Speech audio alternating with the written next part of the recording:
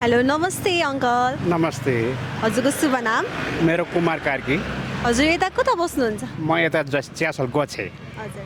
So तपाईँलाई चाहिँ म केही क्वेसनहरू सोध्छु, त्यसको आफूलाई मनमा लागेको कुराहरू भनिदिनु है त। हजुर। जस्तै हर्क साम्पाङ चिन्नुहुन्छ? हर्कसम्म सुनेको हुँ, खासै हजुर। चिनेको मेरो अब नजिकको हजुर। मान्छे त होइन। हजुर। जे होस् अब माननीय भइसक्नु भयो क्यारे अहिले हजुर। अलिअलि सुन्दैछु। हजुर। सो जस्तै अब हरेक व्यक्तिको आफ्नो विचारहरू हुन्छन्। हर्क साम्पाङ पहिले मेयर हुँदा र अहिले संसद हुँदाको के फरक पाउनुहुन्छ तपाईँ?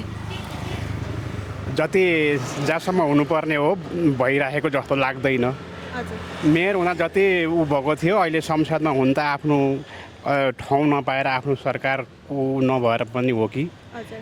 उहाँले नत्र गर्छु भन्ने मान्छे हो हजुर। उहाँ। जस्तै अब सामाजिक सञ्जालमा पनि उहाँले गाली खाइरहनु भएको छ होइन। उहाँ साँच्चीकै परिवर्तनको लागि आउनुभएको हो कि पपुल्यारिटीको लागि आउनुभएको जस्तो लाग्छ तपाईँलाई? परिवर्तनकै लागि आउनु भएको होला। उहाँ जे होस् बहुमत उहाँको छैन, त्यस कारणले पनि केही गर्न नसक्नु भएको हो कि जस्तो लाग्छ मेरो विचारमा। हजुर। तपाईँलाई हर्क साम्पाङ चाहिँ के निडर नेता जस्तो लाग्छ कि डरपोक नसोची बढी मात्रै बोल्ने नेता जस्तो लाग्छ? उहाँ त निडर नेता नै जस्तो लाग्छ मलाई। हजुर। उहाँको उहाँले क्रियाकलाप हेर्दाखेरि नसोची कति बोल्नुहुन्छ नि। हजुर, हजुर। त्यसमा चाहिँ तपाईँ के भन्न चाहनुहुन्छ? होइन, उहाँ राम्रै मान्छे हो जहाँसम्म लाग्छ हाम्रो विचारमा। हजुर। अब गर्न सक्ने ठाउँमा पुग्नु भएको हो, तर बहुमतको सरकार छैन उहाँले त्यो भएर गर्न नसक्नु भएको होला हजुर। जस्तो लाग्छ मेरो विचार।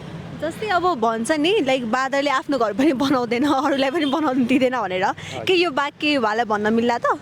होइन, यस्तो खासै भन्न मिल्दैन जस्तो लाग्छ मेरो विचारमा चाहिँ। गर्ने टाइम छ, अब भर्खर त आउनु भएको हो होइन। अब गर्न सक्नुहुन्छ होला। अब गर्ने ठाउँ अब त्यही हो, मुख्य कुरो बहुमत उहाँको छैन। एक्लैले गर्छु भनेर पनि हुँदैन, गाह्रो भयो। सो अन्त्यमा हजुर नेपाली जनतालाई चाहिँ के भन्न चाहनुहुन्छ? नेपाली जनतालाई जो जहाँबाट हेर्दै हुन्छ उहाँहरूले अब विश्लेषण गरिदिनु होला सरकार के कस्तो हो। अब अहिले आएको सरकारलाई जनताकै हातको कुरो हो। फेरि जनताले चाह्यो भनेदेखि बिचमा चेन्ज गर्न पनि सक्छ। म त यही भन्दैछु।